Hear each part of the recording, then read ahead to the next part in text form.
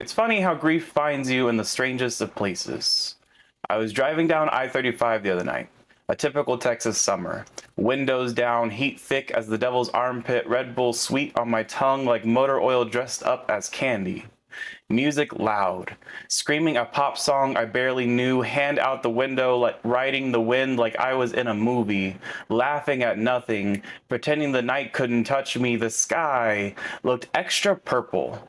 Like God got bored of blue, poured grape Kool-Aid over the whole horizon. It's just me and the asphalt. Stars flickering like cattle eyes beyond a barbed wire fence, and then a deer. Didn't even see it. Just thump. Like hitting a memory I should have braced for. Hazards clicking. A metronome for something holy. The deer lay in the road, spilled open. Legs pointed skyward like it might leap again if time would only rewind. Blood shimmered dark on the gravel. Not messy, just a quiet red pooling. Like the earth was sipping sorrow through a straw. Its eyes were still wide, catching headlights like stained glass, like a prayer pinned between him and highway, and my grief found me there. Middle of the interstate. Radio still blaring joy like it hadn't noticed anything had died yet. I sat with the deer, wondering if anyone else had noticed I'd died too.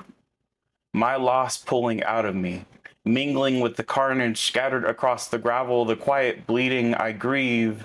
Every friend whose love turned into silence overnight, every I love you that dried up in my throat.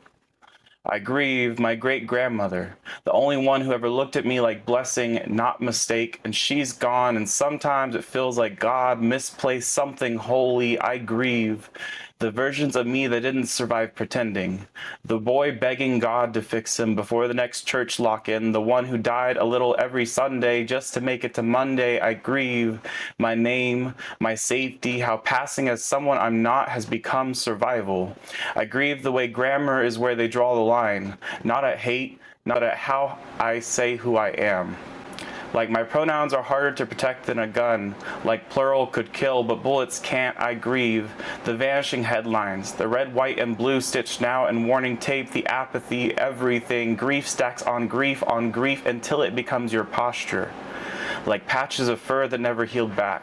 After winter left scars too hard to grow from, you move on anyways, thinking the wounds are done talking right up until the next deer-shaped moment steps out of the dark and reminds you how easily a body breaks again, and then didn't even see it.